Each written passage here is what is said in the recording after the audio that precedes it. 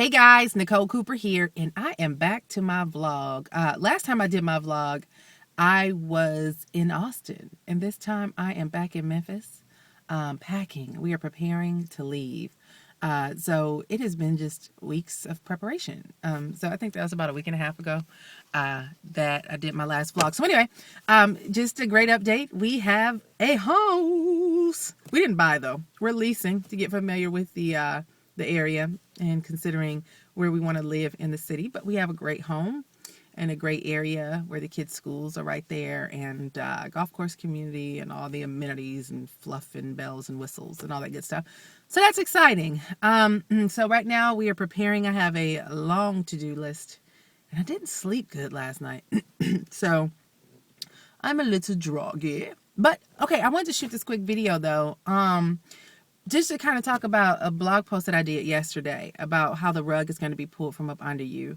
And basically talking about how so many people have come to me about issues that they've had about jobs and how people's lives really are just banking on someone else. And when someone else comes in and alters that and closes that door, how people feel so, it's like people, they're drowning, they're kind of doggy paddling in water. And they're just looking for someone to come and pick them up, when in actuality, there's like a boat and a paddle right there if you would just hop in and roll yourself on back to safety. So anyway, I had to go to Bank of America yesterday. We were transferring some accounts and things like that. And I sat there with the banker and we were talking. And he was like, what is that you do? I always get that question. And I was like, well, I work for myself as an internet marketer. And he was like, well, what is that? And we kind of went back and forth about what it is. And he was asking me, is it like network marketing? And he brought up a couple of other companies. And I was like, well, yes and no. And I had to break things down for him. But long story short, we ended up being in there for about 2 hours. And we had great conversation. I mean, we really touched a lot of things about just life and society and how do people get to the level of success that they're at and what does it take to get started and all these different things. So he was just asking me, he was like, how did you get there? How did you get to this point where you are? And I said, well, I'm a first generation American. So I come from a family that were immigrants. And usually, guys, if there was a book that I got, my mom bought me when I was in high school about how to start your own business. And it had a questionnaire in there in chapter 1. And the questionnaire had 50 questions. And the first question was, and once you took this test, it kind of told you whether you would be a good entrepreneur or not. So the first question was, are you an entrepreneur? Are you an immigrant or the child of an immigrant? And of course I am. I'm a child of an immigrant. I'm a first generation American. And so I answered that and I went through all the questions. And then when I got to the answer part of it, they give you like the responses. If it's a yes, here's why you're likely to be successful. If it's a no, here's the challenge why you may not be successful.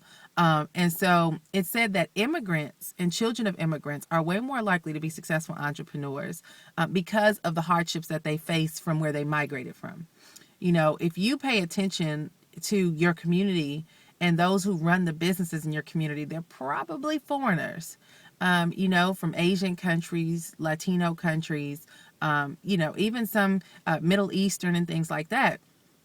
It's very rare in this day and age where you can see a community full of Americans that own those businesses. And the reason why, guys, is, in America, we have everything. A lot of people don't see opportunity because we're an entitlement kind of country. We feel like you owe us something and we just feel entitled. We don't want to work for anything. It is what it is. And that's why a lot of people come here and they'll take those bottom feeder jobs and they'll start from the bottom, but they end up working their way to the top. And next thing you know, they own the joint. You know what I mean? And it's because people are willing to work who come from hard times and come from, they know what America offers and they come here with the American dream in mind and they don't mind working for it. So anyway, we talked about that. But we also talked about, because he was like, do you think that Memphis is just slow? What do you think it is? I said, well, it's not just Memphis.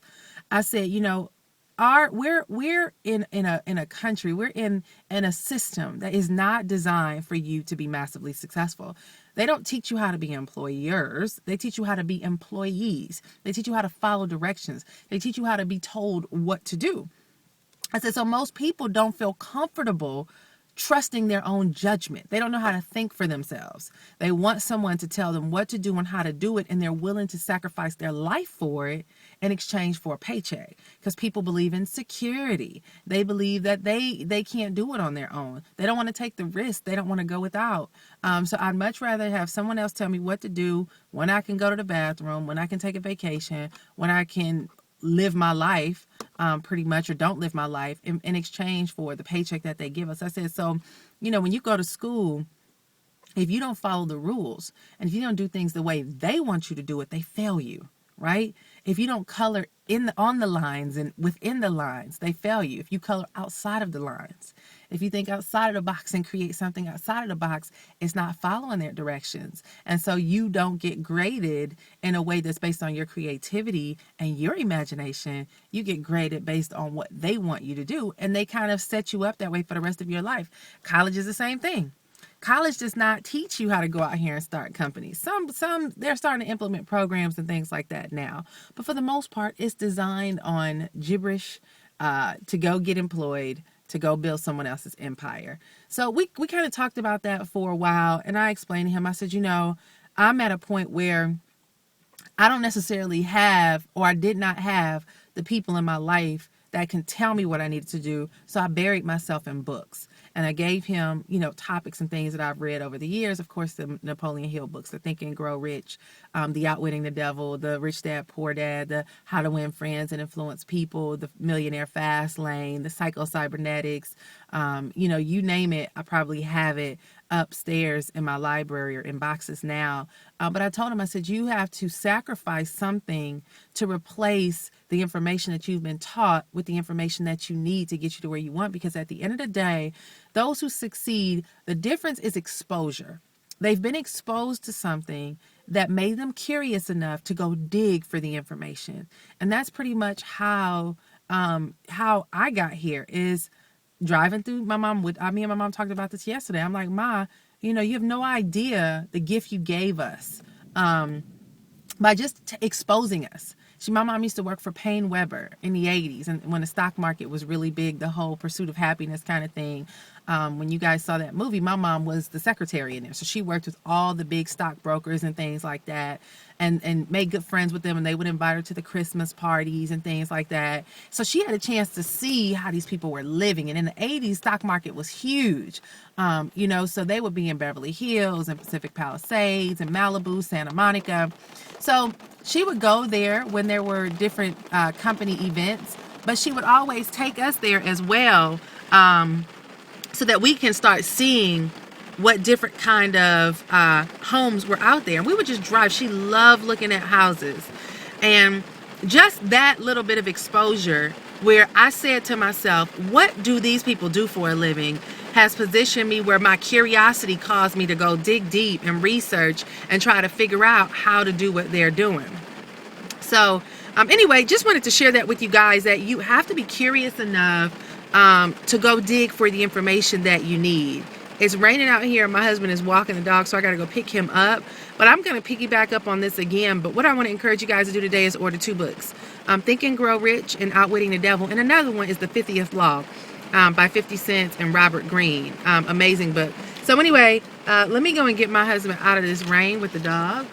And if you opt into my website, makemoneywithnicole.com, to learn where to start. That's why the power of your own business. Businesses like Empower Network are great, because they help give you a fast track start, because a lot of people don't know where to start. So anyway, stay tuned, guys. I'm going to go find them, and I'll talk to you later. Bye-bye. Crooked glasses.